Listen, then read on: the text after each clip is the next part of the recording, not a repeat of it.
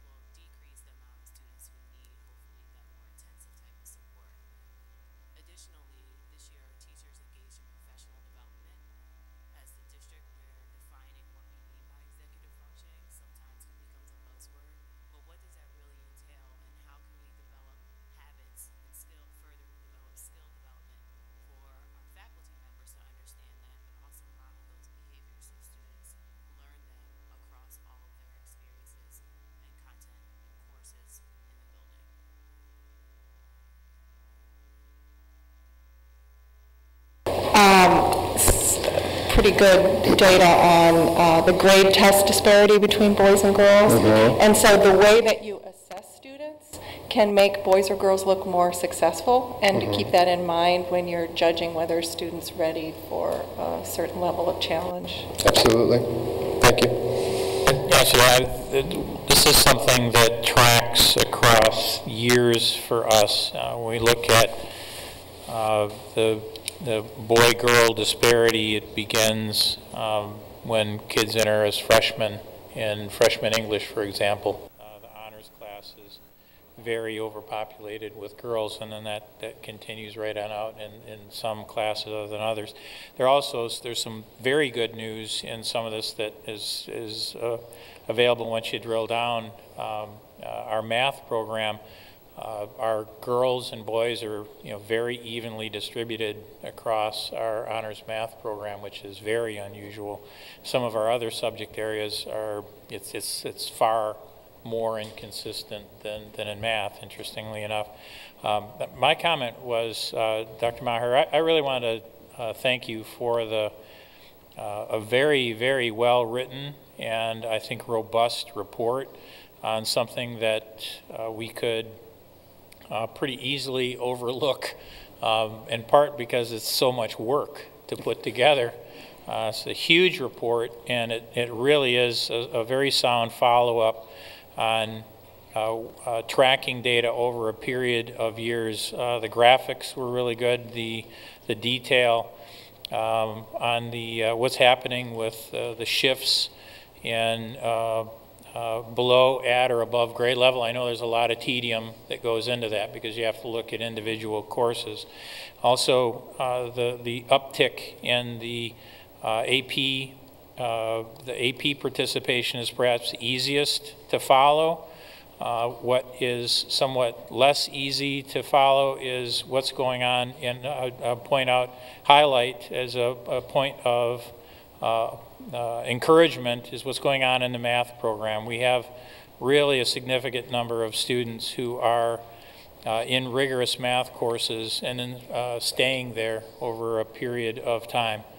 Really appreciate the hard work that's gone into that. All of our math teachers and our math chair with that. My question is I have a question at the end of this for Dr. Holland or Dr. Maher. What do you most hope to have ECRA contribute to this process for the coming year or years? I'll jump in quickly first, and then maybe Dr. Holland can follow. Again, that next level of data collection, whenever you take the questions to become more and more specific, the data collection becomes more and more strenuous.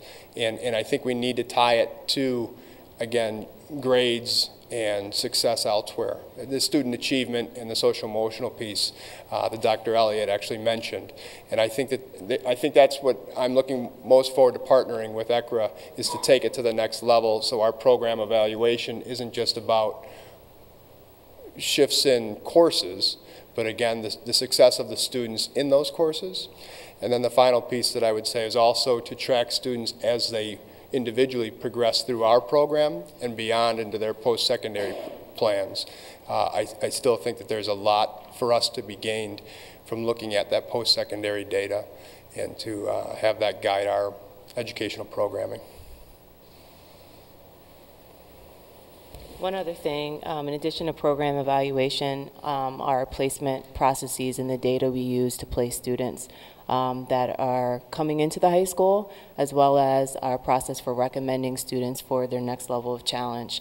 I think because ECRA, because of their ability to look at data, and I think they're going to be able to help us identify indicators of success, as I mentioned before. I think as a district, in thinking that about all of our goals and that they're aligned to metrics, I think they'll help us even clarify the metrics that we're using and challenge us in some ways to think about other ways of gauging progress, as well as force us to probably reconsider what we're doing in terms of defining success. I like the fact that ECRA has has a pulse on the national landscape, and can actually speak to us about schools that are very similar to us, as well as schools within the region. So it's looking at our local context, but also having an understanding of the national landscape around data and supporting kids with their next level of challenge. So I'm looking forward to that, as well as all of their other work in helping our committees move forward. Great. Thank you very much. Okay, are there any committee reports? Education? Dr. Elliott? Yes, we met on March 30th, which will be our last meeting of the academic year, and heard from Assistant Principal Sullivan about the new teacher evaluation process that has been in development over the last year, in part to meet the new state law. And then we had a presentation from some students, Jennifer Romanchek, Vanessa Dubler, and then via a recording from China, Alec Brandel, who have been involved in a wonderful initiative to try to convince the district to put solar panels on Lake Forest High School. They had a very convincing argument about the educational, environmental, and financial benefits. So we look forward to having that conversation move up the chain. They really did a fabulous job, and those are Ms. Davenport is their advisor for that project. And then the last topic we discussed was something near and dear to my heart, as well as Barry Rogers, brain-based learning and instruction. And he and I both shared some of our understanding about the research on what promotes the best learning. Actually, it's kind of funny, since I'm a neuroscientist, to confess that the best data actually still comes at the behavioral level. As fun and flashy as it is to show brain images while people are learning, the psychologists have really figured out the laws and rules of learning and what works best in education. So I shared some findings that have been interesting to me from the Institute of Education, some practices, simple practices for improving learning and memory that I don't know about Lake Forest teachers, but across the country teachers have not implemented well enough. So it was nice to have an opportunity to discuss that. And yeah, one of our community members, Barb Kessman, this was going to be her last, this is her last meeting, and so we will be looking for a new community member for the next year. Finance and Ops, we met on April 7th. We added a meeting to our calendar just simply due to the number of projects that we're constantly evaluating. I won't go into most of them. They're all popping up as action items. Most of them are popping up as action items later in the agenda. We did spend a considerable amount of time reviewing the bid process associated with the construction project, and you'll get that information later. But then we shifted gears to which I think for a lot of our community members is good news.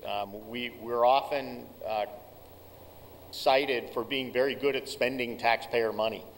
And one of the things that we've paid attention to is the refinancing of our 2006 referendum bonds that many of you may remember. That was kind of the genesis of our school project.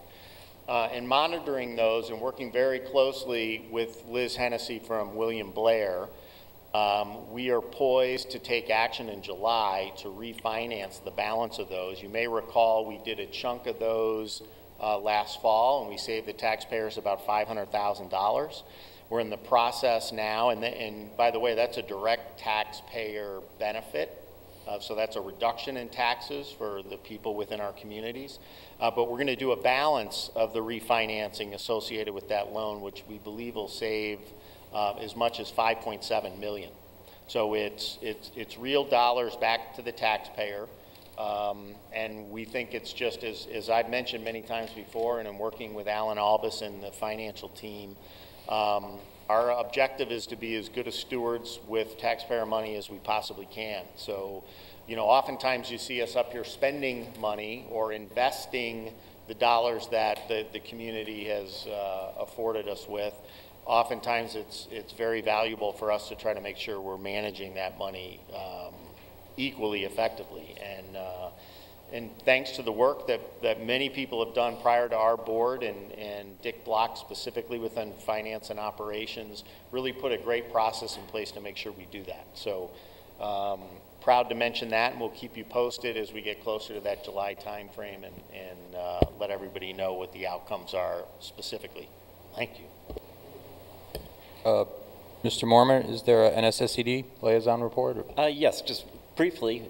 First off, I'm going out of town tomorrow, so if anybody wants to attend the NSSED meeting Wednesday evening at 7, get in touch with me and I'll set you up. It'd be really interesting and be a good opportunity for other people on the board to see where it is and what they do. As Dr. Howland mentioned in our other meeting, we are in the process of bringing on board the Director of Special Education here at the high school, which I think is going to be fantastic, because we always do strive to put kids in the least restrictive environment. And the more that we can keep at the high school, as opposed to sending them in programs either in Highland Park or even on the East Coast.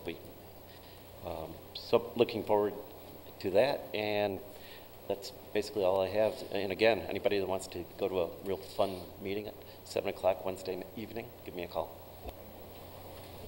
I'm going to, Alan, Mr. Albus, I'm going to make an agenda shift so we can get our Mike Hernandez out of here. I'm going to move up an item.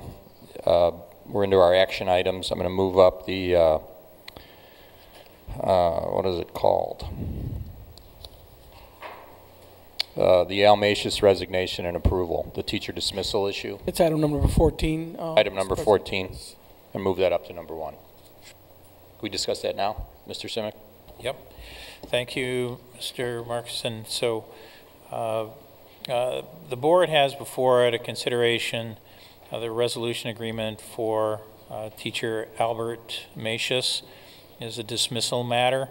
The terms of the resolution agreement require Mr. Macius to resign effective upon the acceptance of this agreement by the board, and to withdraw his request for a dismissal hearing. The resolution agreement also makes it clear that I, as the superintendent, will alert the Illinois State Board of Education and the Regional Office of Education as to the circumstances of the resignation. The district will not initiate any other actions against Mr. Macius regarding his license, as that is under the purview of the Illinois State Board of Education. Also, the board will likewise defer to a teacher retirement system as to Mr. Macius's retirement date if he chooses to retire, as that is determined solely by the teacher's retirement system.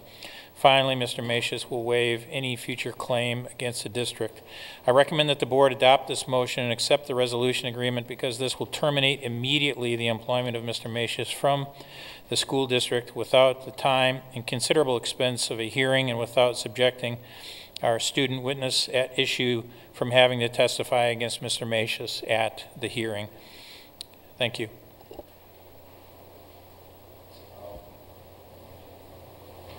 May I have a motion to accept the Albert Macius resignation and approval of teacher dismissal resolution agreement? I move that the Lake Forest Community High School District 115 Board of Education accept the Albert Macius resignation and approve the teacher dismissal resolution agreement. May I have a second? Second. May I have a roll call vote, please, Madam Clerk? Ms. Davis? Aye. Mrs. Kryling? Mr. Lane? Aye. Mr. Mormon? Aye. Dr. Elliott? Aye. Mr. Powers? Aye. Mr. Markison? Motion passes. Thank you. Thank you. Okay, now we're back in order. First action item is the review of the East Campus construction bids. Mr. Albus is making his way to the podium, off camera.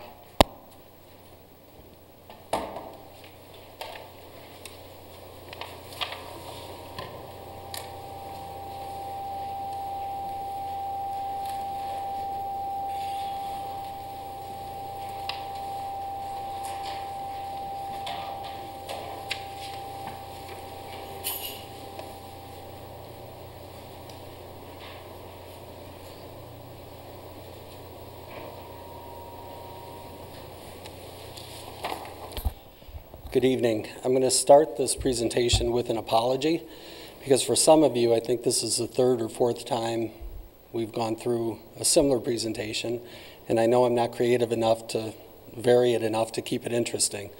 For the others who maybe this is the second time, I would like to spend 5 or 10 minutes and summarize the project and then go into more detail about the information that's in your packet tonight.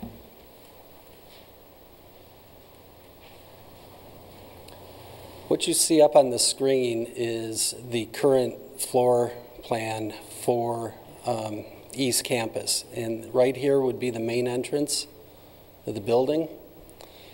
And when you walk in and go to the left, there's a small conference room and a restroom here. The current security office, Dr. Holland's office, where Ms. Barrett sits, and then so on. This would be heading down south. As I put up the new or the proposed drawing, what I want you to keep in mind is basically in summary what happens is this conference room gets relocated to a space down in here. The security office gets placed here. The Welcome Center expands. And by doing that, then the principal's office and the main office gets shifted south. So the main office configuration will shrink, and then as we go further south, the faculty lounge that's shown here will go away. And since the renovations in '06, this is a very underutilized space, and you'll hear it at the end, and what I'm going to say now, what we are trying to do is preserve spaces that are currently used, take better advantage or get more efficiency with spaces that are maybe underutilized, like in this area. And that's not a comment on Ms. Barrett's work. And then take this area away.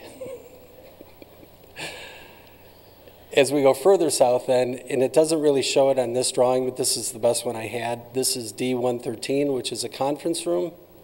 And then across the hall is D109, where we currently have 3 offices and admin support.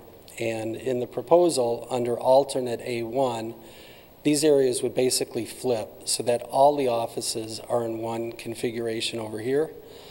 We would end up with a conference room over here that, even though it's about 100 square feet smaller than this one, we don't think we're actually losing much efficiency there because of the way the room is currently configured. So again, I'll ask you to take a snapshot of this, of the main office area and the faculty lounge, and then I'll put up the proposed layout.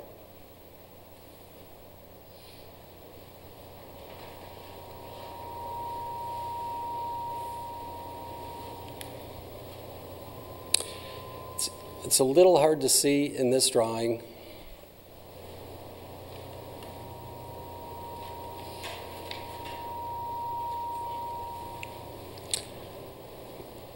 But the conference room that was up here becomes the booster center. That's about an even trade-off with the space that's currently in the basement. The Welcome Center expands. Under the drawing that was just up, the welcome or the security office ended here. And you can see under this drawing it expands past the double doors that currently go in the main office. We preserve those doors and the doors down here simply for cost reasons.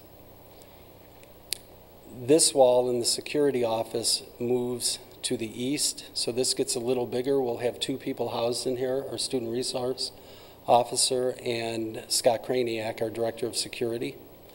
But by making these moves, and this was the catalyst for the whole project, was to expand and have better visitor management and better security. It creates a domino effect. And so the principal's office moves to the south. Square footage-wise, in looking at the plans, I believe Dr. Holland's office is currently 189 square feet, and in this plan it's 192 square feet. This is the area where Ms. Barrett would be stationed. This is much smaller than the other main office area. The conference room that was up here before has been relocated south. south of the Office for the Director of Curriculum and Instruction.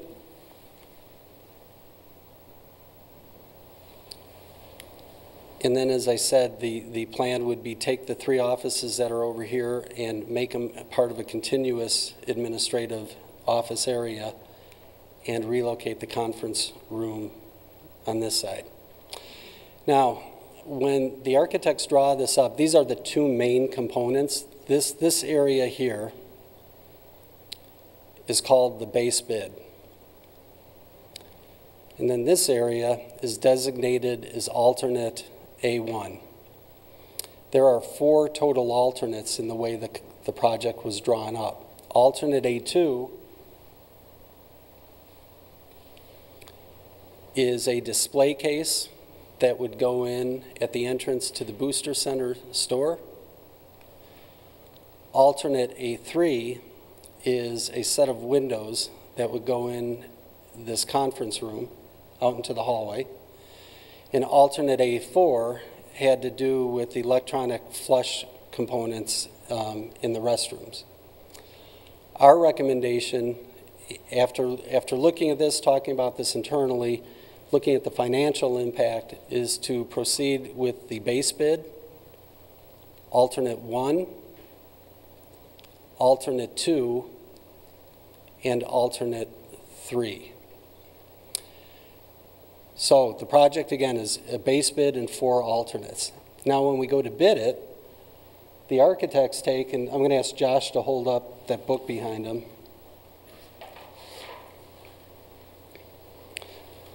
That's actually the project manual that the architects develop. And then when you hired Pepper a few months ago, what they do is take that and divide that up by trade into different bid packages.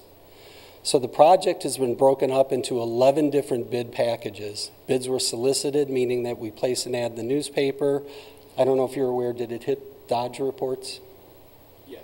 Okay, so it was in the Dodge Reports, which is a trade publication, so contractors know about what various projects are out there. And then we gathered bids. And I haven't totaled them all up, but in the 11 packages, we received at least 2 bids in each, and in most of them, we received 3, 4, or 5. So in total, it's probably somewhere between 30 and 40 bids.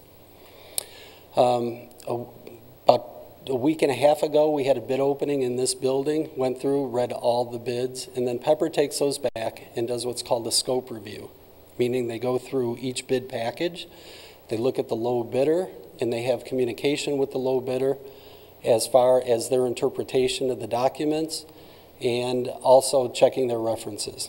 And then based on that scope review, they put a package together with a recommendation.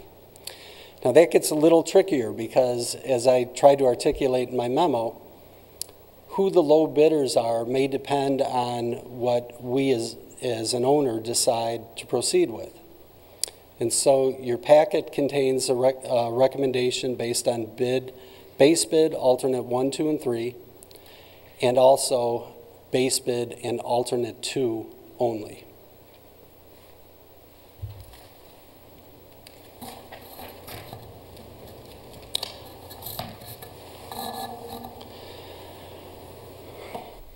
As I state in the memo, the reason the scope of work of the base bid, along with alternates 1, 2, and 3 are being recommended is because we believe it's far less disruptive and more financially efficient to complete the work in one staging. And that was a significant part of our conversation last week at Finance and Ops about how the bids were received and where the efficiencies in projects like this lie.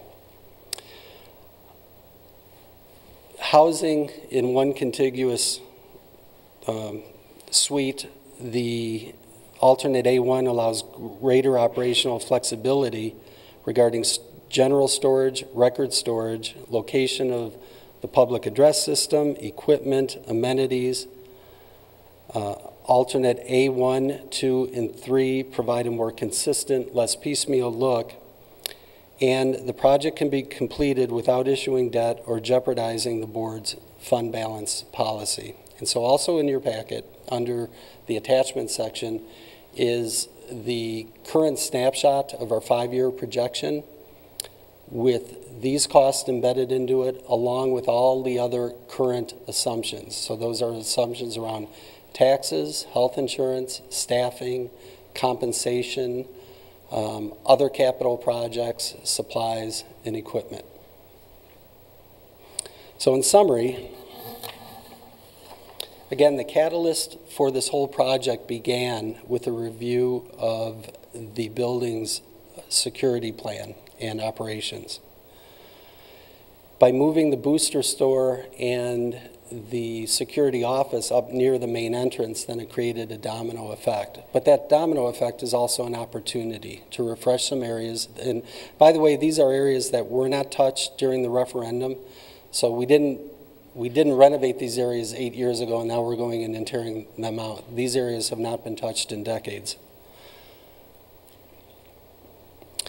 And our overall objective in doing this was to preserve utilized spaces and reduce the underutilized space and eliminate unnecessary space. And so as a staff, we feel pretty good about the design as presented, and we're available to answer any questions you may have. Thank you. Make sure we discuss this fully. I mean, some of us had more time think and review than others, so I just want to make sure as a board we get all our questions answered tonight. So I'll open it up to the board. Just any comments? Or one quick point. So Alan, I think you had mentioned in the board packet our 2013 bond offering that we did for the track. There is a balance left on that project. Well, I say the track. That was the genesis of the project, and we did some stuff for the pool, and I think we did some things in the theater. There's, I think your notes were $347,717 remaining on that, which would be set aside for capital projects. Doesn't have to be this one. It could be used for other capital projects, but should we choose to apply it to this project, we essentially can buy down the cost for that equal amount. Is that fair? Let me talk about that a little bit. So that balance that you referenced is made up really of three components. When we issued those bonds, we identified a number of projects, and there's one out there that's fairly complex, and for a variety of reasons, we have not embarked on yet. It will happen at some point, and that's changing the rigging system in the auditorium. But another component of that balance is the fact that some of the projects that we did identify and do, we have completed under cost. And in one case, we replaced the air handling unit in the natatorium, but at the same time we were doing that, we pursued a grant with the state, and we were awarded that grant. So we used the grant dollars to pay for that, so that freed up some money. And then when we issued the bonds, from memory, I want to say there was about $150,000 of undesignated projects. So that rounded out the bond amount, but we didn't have specific projects identified. Now, all that money right now is housed in our fund balance, okay? And so in our audit, we don't designate, we don't have a restricted fund balance and an unrestricted, it's in there. This is more of a procedural, it's still spending down fund balance. This money would be spent on capital projects, but this allows us to kind of clean up or complete the expenditure, the bond proceeds, and so that's why we're recommending to utilize that. Thanks.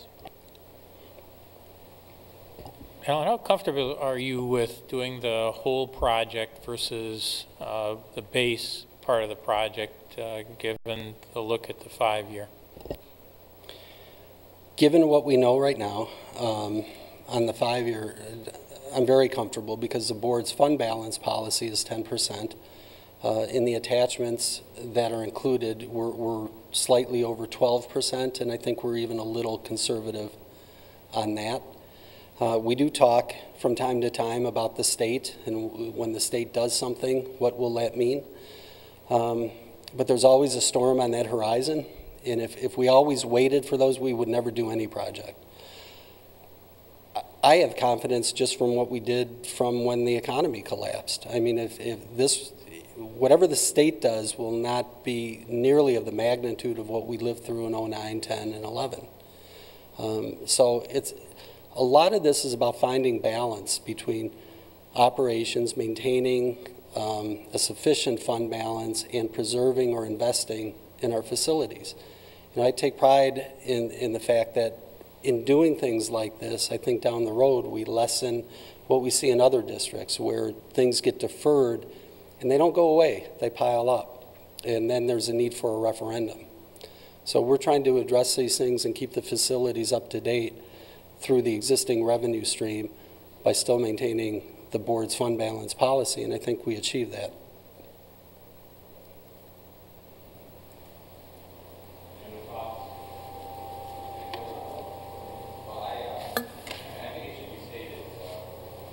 That I mean, the Finance and Ops Committee did a very thorough review under John's leadership of the bids and the estimates. I mean, it should be noted, though, we had a high-end estimate last month for the base bid, and the low bid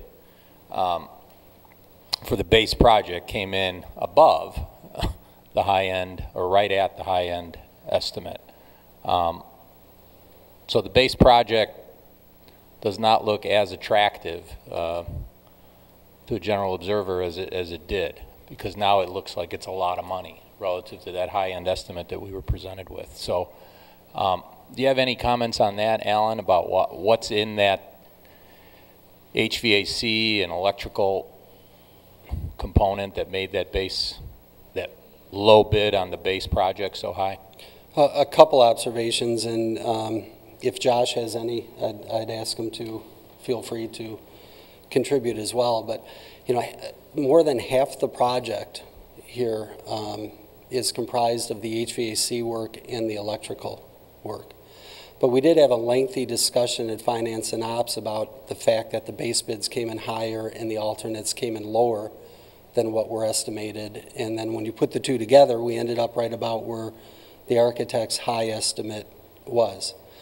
And one of the things that was talked about and from Bill Bennett, who is a representative from Pepper being there, is when contractors look at a project like this, they're looking at what is known. So if you have a base bid, that's considered the minimal amount that you're going to do. So they're going to build their overhead. They're going to cover their overhead in that. So often you're going to see what appears to be an economy of scale when you add to the scope. Because if you're staging out here anyway, there's an incremental cost on that. I think that varies from project to project. I don't know that there's always a direct correlation. I think they literally look at the scope of this and what it's going to take, and then what the add-ons if they're already out here and they're already committed. The board members who were there, if I'm leaving something out of that discussion, or if you feel that I didn't capture that correctly, but that was my takeaway. I don't know if we ever got into the detail. To a layman, I mean, what's in that HVAC number and that electrical number that would generate a, whatever it is, $250,000 estimate? Because when we did the tour, to me, non-contractor, it looked like walls and ceilings and floors and some restrooms. So I didn't see $250,000 of electrical work, but. Well, from one layman to another, I'll start it. For example, in D113, if you've ever been in that room for a meeting, there's what's called a unit ventilator over by the wall of windows.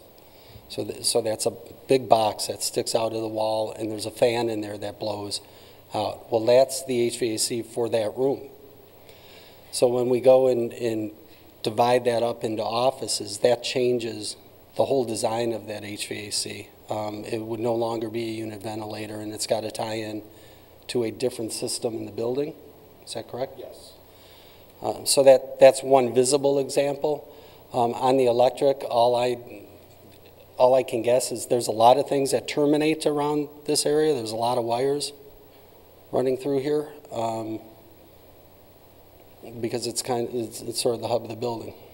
Is there anything else, Scott? I mean, by nature. By nature, the HVAC and the electrical is always your most expensive components. HVAC, it's just, you have a lot of ductwork that goes in there. You got to feed all the additional rooms. The electrical is more of, you know, you got to get everything to where it's going. Just because you're working in a room down here in the corner doesn't let you know that you got to go to a room that isn't actually a part of our construction to tie into panels. We also need to get down in the mechanical room below, which we're not showing, as well as getting up to the second floor with items for the tie-in, which is what drives those costs. I mean, there's nothing high-end with the mechanic. I mean, it's all in there to serve its purpose. You know, there's nothing that they're doing that's not necessary or a requirement to fit in with the rest of the building. Yeah, my reaction was much like Reese's, you know, a month or so ago when we kind of started learning more and more about this, and then ultimately last week when we saw the bid package. I mean, I think public works projects are just expensive, and that's not an excuse, and that's not a way to justify it. I just think anytime you start opening up a space like a school and you're required to do so many different things, it's just hard to try to compare to, you know, normal projects that we may all do at home from time to time. And what I try to do is try to rationalize the expense by, you know, what is the utilization value of it over time? And I've kind of identified this as a 20-year plus project. Whether it's got staying power beyond that or not, I'm sure it does. But when you think about investing the money over that period of time to hopefully get that efficiency and utilization out of the space, it seems a little more reasonable, particularly when you look at the full scope of the project versus, you know, the base bid. When you compare that to revenues over a 5-year period of time, the expenditure is de minimis. I mean, it's 0.005% of what our revenues are, which is, I bring up only because, you know, I've mentioned fund balance and 5-year plan in many meetings, and I take that very seriously. So making sure, you know, we're not playing drunken sailor, and the next thing that happens, you know, uh-oh, we didn't anticipate that. I mean, the good news for the public that may be on the fence with this project, like I'm sure many of us are up here, that isn't as big a concern as it was a month ago. I mean, I think we know we're in a position where we can invest this money appropriately. I think we can get the value out of it, irrespective of, you know, how individual line items seem expensive. But, you know, I think the city of Lake Forest experienced that too when we built our new, you know, municipal services building several years ago. It's, you just, as much as you think you got an understanding, there's always some surprises. Yeah, I would just like to add, I was all for the base, which was, you know, the security concern, because I think, you know, obviously to me that's essential, because, you know, we don't want anything happening to, you know, the students or staff. And I was really surprised when the whole project was not that much more expensive than the base project. And I really gave John a hard time. But looking at the numbers, it seems reasonable to go ahead and do the whole project at this point. You know, it's one of those things, once you cut into it, you might as well complete it and do it right. And sorry that I was hard on you.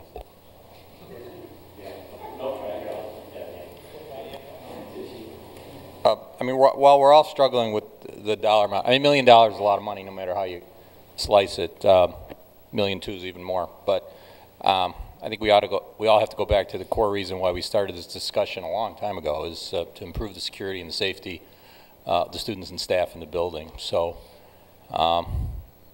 like everything, we wish it were less. But wishes and dreams won't get us to this. So, okay, any more comments or discussion? I would only add real briefly, Alan, you've often done a handsome job with you and your staff of managing to come in under budget and deliver these amazing things. So I know that we're voting and authorizing tonight, I imagine, this project. And I look forward to how much amazing under what we're going to approve you come in with.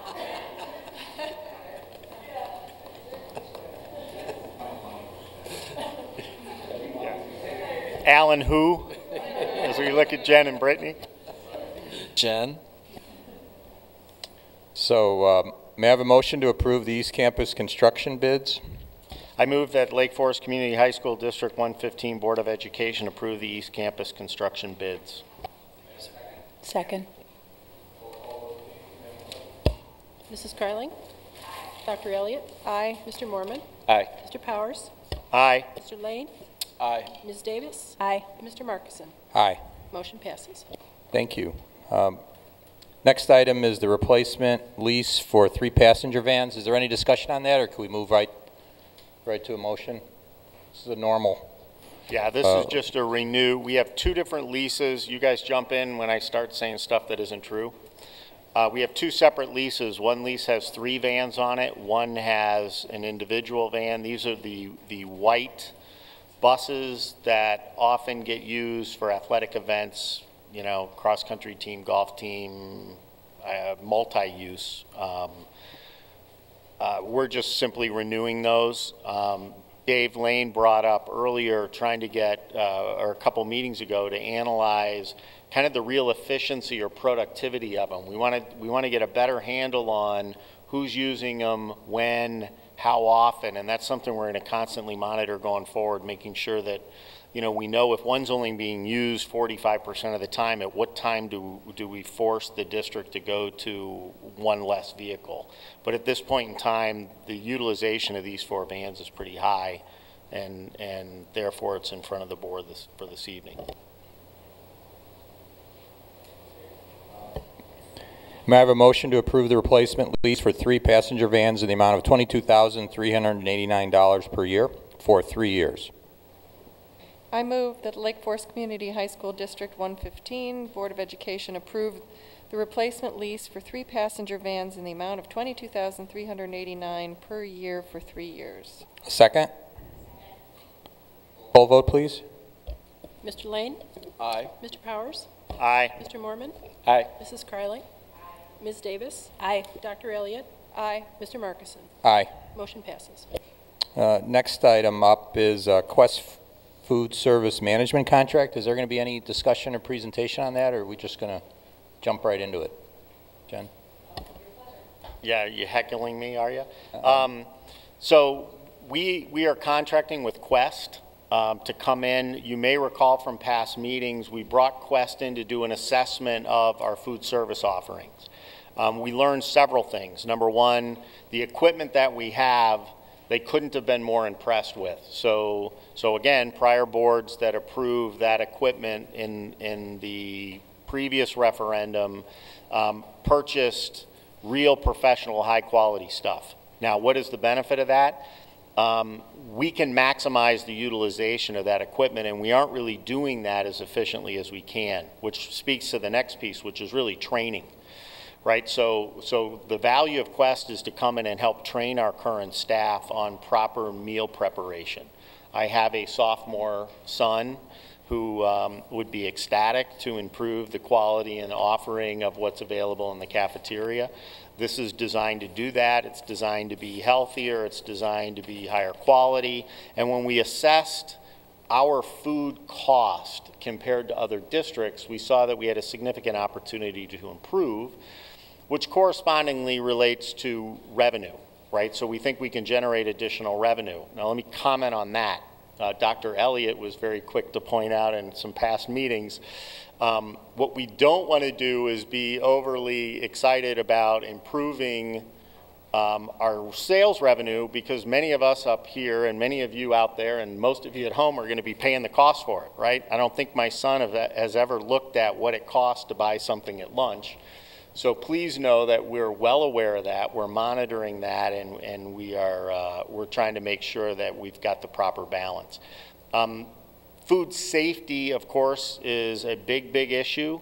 The training that comes along with this, not only the quality and the preparation and the variety, but the training and what the best state-of-the-art kind of recap is in terms of maintaining those food prep processes to make sure that, you know, we're doing everything we can, is a key outcome of it as well. We've also looked at, and we will be eliminating the faculty cafeteria. That will be a smoothie bar, coffee bar, juice bar, to be determined by Dr. Holland and others as to what the most appropriate kind of menu items are there.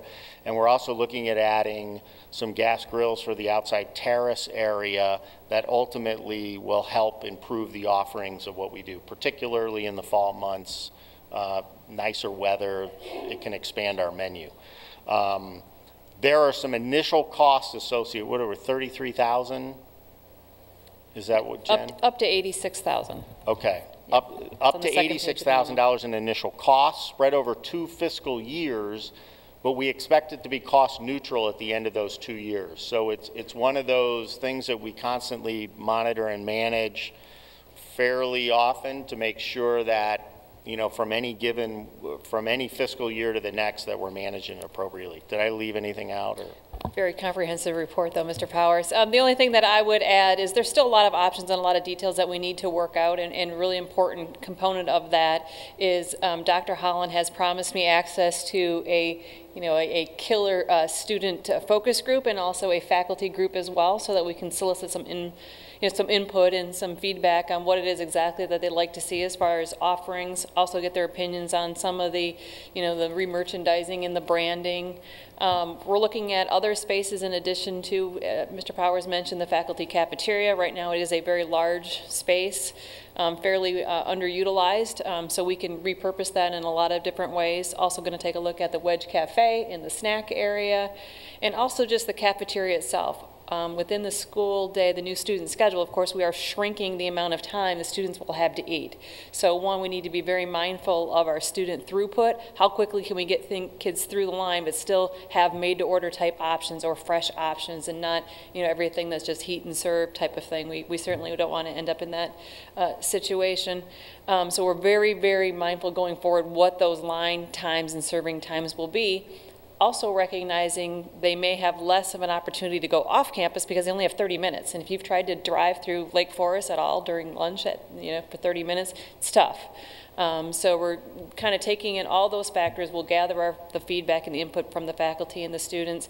We're also going to launch a full survey, so we have a baseline kind of starting point before we make our changes, and then we'll come back and survey again at a later point. So we're extremely excited. I would just kind of summarize the whole project as it's really under the teach someone to fish concept.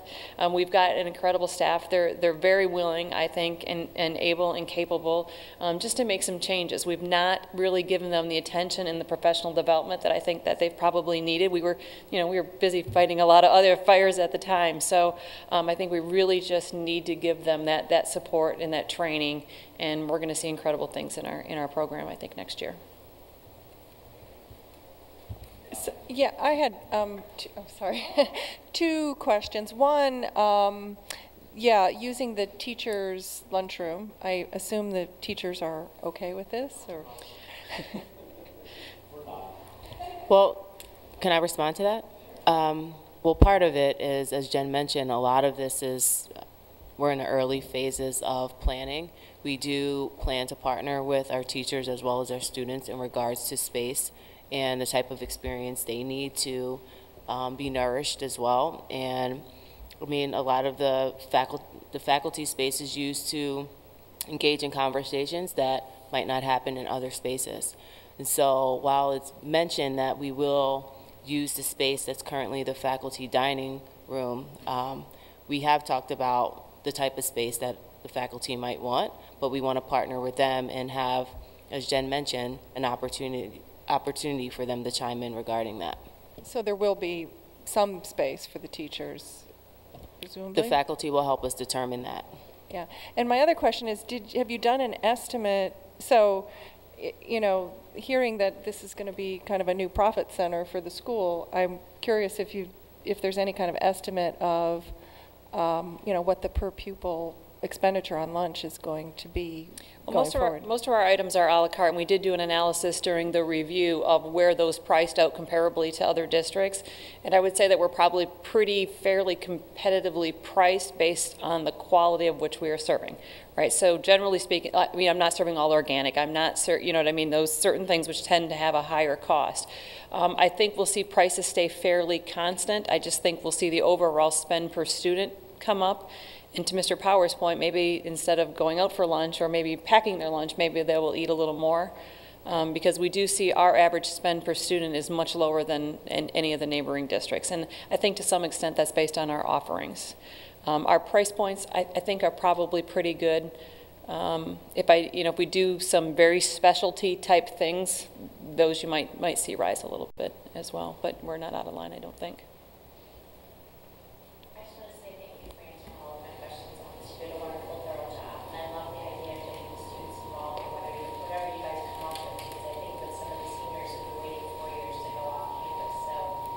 Right. Involving them, having these great choices for them and stopping below their schedule doesn't work out. Yeah, agreed. Thank you to Dr. Holland for promising me that after spring break they'd be willing to talk to us. They're ready. They have a ton of ideas too. Excellent. Any questions? Well, one of the things that we had talked about in relation to community engagement was that as those changes are made, maybe at the beginning of next school year, it'll be a nice opportunity to invite the community as a whole to see the sprucing up and the new offerings, even maybe with a placard that says, and it's cost neutral.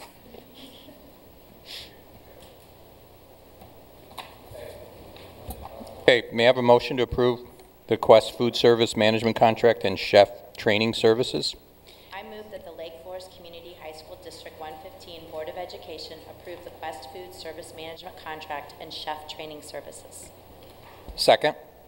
Second. Oh, may I have a roll call vote, please, Madam Clerk? Mr. Powers? Aye. Mr. Lane? Aye. Mrs. Carling? Aye. Ms. Davis? Aye. Dr. Elliott? Aye. Mr. Mormon? Aye. Mr. Markison? Aye. Motion passes. Next is approval of the 2016-2017 student fees.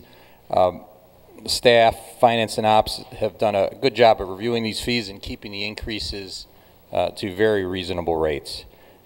So y'all have had a chance to review what was in your board packet. May I have a motion to approve the 2016-2017 student fees? I move that the Lake Forest Community High School District 115 Board of Education approve the 2016-2017 student fees. Second? Second. May I have a roll call vote, please? Ms. Davis? Aye. Mrs. Carling? Aye. Mr. Lane? Aye. Mr. Mormon? Aye. Dr. Elliott? Aye. Mr. Powers? Aye. Mr. Markison? Aye. Motion passes. The next item on our agenda was the approval of the auditor 3-year contract renewal. I'm going to table that to next meeting. We had a question, not specifically related to the quality of Miller Cooper, but just a question on that proposal that we didn't get answered before tonight. So I'm going to table that to May. Next item is the... Excuse me, we need to vote to table that one. Okay. May I have a motion to table the approval of the auditor 3-year contract renewal? I move that we table the vote on the approval of the auditor 3-year contract renewal. Thank you. Second? Second. May I have a roll call vote, please? Mrs. Carling? Aye. Mr. Mormon? Aye. Dr. Elliott? Aye. Mr. Powers? Aye. Mr. Lane? Aye. Ms. Davis? Aye. Mr. Markison? Aye. Motion passes. Thank you, Mr. Simic. Next item is the approval of our Olson Transportation contract. May I have a motion to approve the Olson Transportation renewal? I move that the Lake Forest Community High School District 115 Board of Education approve the Olson Transportation renewal. A second? Second. May I have a roll call vote, please? Dr. Elliott? Aye. Mr. Mormon? Aye. Ms. Davis? Aye. Mr. Lane? Aye. Mr. Powers? Aye. Mrs. Carling? Aye. Mr. Markison? Aye. Motion passes. Thank you. Next item, it's a large dollar amount. It's the approval of our custodial contract. May I have a motion to, and this is a normal approval. We outsourced our custodial services a few years back. May I have a motion to approve the RJB custodial contract renewal in the amount of $634,718.64. Can't even round that. Nope. Have a motion, please? I move that the Lake Forest Community High School District 115 Board of Education approve the RJB custodial contract renewal in the amount of $634,718.64. Second? Second. Roll call vote, please. Mr. Mormon? Aye. Mr. Powers? Aye. Dr. Elliott? Aye. Ms. Davis? Aye. Mrs. Carling? Aye. Mr. Lane? Aye. Mr. Markison? Aye. Motion passes. Thank you. Next item is the approval of a textbook purchase, which I believe we reviewed the actual textbook copy last month. May I have a motion to approve textbook purchase in the amount of $4,500 per policy 2:20? I move that the Lake Forest Community High School District 115 Board of Education approve the textbook purchase in the amount of $4,500 per policy 2:20. Thank you. Second? Second. A roll call vote, please. Mrs. Carling? Aye. Mr. Lane? Aye. Ms. Davis? Aye. Dr. Elliott? Aye. Mr. Powers? Aye. Mr. Mormon? Aye. Mr. Markison? Aye. Motion passes. Thank you. Next item is some cleanup. A few years back, we had a separate finance and a separate operations committee with separate charters. We combined the committees but did not update the charter, so this is just a motion to approve the new combined committee charter. May I have a motion to approve the Finance and Operations Committee charter? I move that the Lake Forest High School District 115 Board of Education approve the Finance and Operations Committee charter. Second. Call vote, please. Dr. Elliott? Aye. Ms. Davis? Aye. Mr. Mormon? Aye. Mrs. Carling? Aye. Mr. Powers? Aye. Mr. Lane? Aye. Mr. Markison? Aye. Motion passes. Thank you. Next few action items relate to some cleanup of some policies. The second reading. May I have a motion to approve the second reading of policy 2:110, qualifications, term, and duties of board officers? I move that the Lake Forest Community High School District 115 Board of Education approve policy 2:110, second reading. May I have a second? Second. Roll call vote, please. Mr. Mormon? Aye. Mrs. Carling? Aye. Mr. Lane? Aye. Dr. Elliott? Aye. Ms. Davis? Aye. Mr. Powers? Aye. Mr. Markison? Aye. Motion passes. Thank you. Next has to do with the acceptance of resignations. May I have a motion to approve the second reading of policy 5:210, resignations?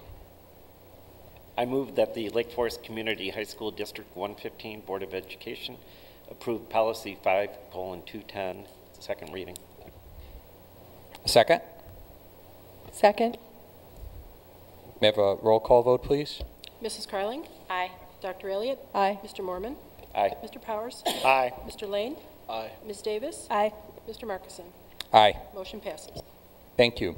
Next policy change has to do specifically with the administering of certain medicines to students. May I have a motion to approve the second reading of policy 7:270, administering medicines to students? I move that the Lake Forest Community High School District 115 Board of Education approve policy 7:270, second reading. A second? Second. A roll call vote, please. Mr. Lane? Aye. Mr. Powers? Aye. Mr. Mormon? Aye. Mrs. Carling? Aye. Ms. Davis? Aye. Dr. Elliott? Aye. Mr. Markison? Aye. Motion passes. Next is hard. We're replacing Dr. Lori Wilcox here officially. May I have a motion to approve the Assistant Superintendent of Growth, Talent, and Human Relations Enabling Agreement? I move that the Lake Forest Community High School District 115 Board of Education approve the Assistant Superintendent of Growth, Talent, and Human Relations Enabling Agreement. May I have a second? Second. Roll call vote, please. Mr. Powers? Aye. Mr. Lane? Aye. Mrs. Carling? Aye. Ms. Davis? Aye. Dr. Elliott? Aye. Mr. Mormon? Aye. Mr. Markison? Aye. Motion passes. Which, by the way, just a quick comment for the public, this is not a new position. There's been some articles written and published and blogs that, oh my gosh, you guys are hiring anybody and everybody. This is a replacement for Dr. Lori Wilcox, which is going to be very difficult to do, but we're excited that we found the right person. So those folks in the community that think we're just adding positions, that is not the case. This is simply us replacing Dr. Wilcox. Good point. Next item has to do with the honorable dismissal of a part-time non-tenured teacher. May I have a motion to adopt the resolution authorizing honorable dismissal of a part-time non-tenured teacher? I move Lake Forest Community High School District 115 Board of Education adopt the resolution authorizing honorable dismissal of a part-time non-tenured teacher. Second? Second. Mrs. Carling? Aye. Mr. Mormon? Aye. Dr. Elliott? Aye. Mr. Powers? Aye. Mr. Lane? Aye. Ms. Davis? Aye. Mr. Markison? Aye. Motion passes. Thank you. Similar vein, may I have a motion to adopt the resolution authorizing dismissal of part-time educational support staff? I move that the Lake Forest Community High School District 115 Board of Education adopt the resolution authorizing dismissal of part-time educational support personnel. Thank you. May I have a second? Second. Roll call vote, please. Dr. Elliott? Aye. Mr. Mormon? Aye. Ms. Davis? Aye. Mr. Lane? Aye. Mr. Powers? Aye. Ms. Carling? Aye. Mr. Markison? Aye. Motion passes. Thank you. There are a number of items listed on this month's Human Resources report. Any comments, discussion, questions? Nothing? Okay. May I have a motion to approve the Human Resources report as presented? I move that the Lake Forest Community High School District 115 Board of Education approve the Human Resources Report as presented. Second? Second. Roll call vote, please. Mr. Mormon? Aye. Mr. Powers? Aye. Dr. Elliott? Aye. Ms. Davis? Aye. Mrs. Carling? Aye. Mr. Lane? Aye. Mr. Markison? Aye. Motion passes. Read some items from a consent agenda, and I'd like to remind the board that any one of these items can be removed and discussed separately. In lieu of that, may I have a motion to approve consent agenda items, including approval of disbursements, payrolls, and financial statements for March 2016, approval of renewal of IHSA membership, minutes of a regular meeting dated March 7th, 2016, minutes of an exec session dated March 7th, 2016, minutes of a board workshop dated March 7th, 2016, disposal of audio recordings dated September 30th, 2014. May I have a motion? It's a long one, guys. Someone's going to take it. Sorry. I move that the Lake Forest Community High School District 115 Board of Education approve the consent agenda items as presented. May I have a second? Second. Roll call vote, please. Mrs. Carling? Aye. Mr. Lane? Aye. Ms. Davis? Aye. Dr. Elliott? Aye. Mr. Powers? Aye. Mr. Mormon? Aye. Mr. Markison? Aye. Motion passes. Thank you. It was a lot of work, all boiled down into a short time. So, next item, we have some FOIA requests from One Chance Illinois Research, commercial, Debbie Dent resident, Doug Jones, and a pending FOIA from Smart Procure commercial. Some announcements. Love this one. Wednesday, April 20th is a late start day. Everyone starts at 9:30 a.m. April 28th through April 30th, the school will be performing Hello Dolly at 7 p.m. at RMA. Tuesday, May 3rd is the service recognition night. Always a big deal. I enjoyed that at 7 p.m. at RMA. Monday, May 9th is our next Board of Education meeting at 6:30 p.m. right here. Same place. It's almost May. Can't believe it. Wow. Past year. So, with that, may I have a motion to adjourn the Lake Forest Community High School Board meeting? So moved. Before we adjourn?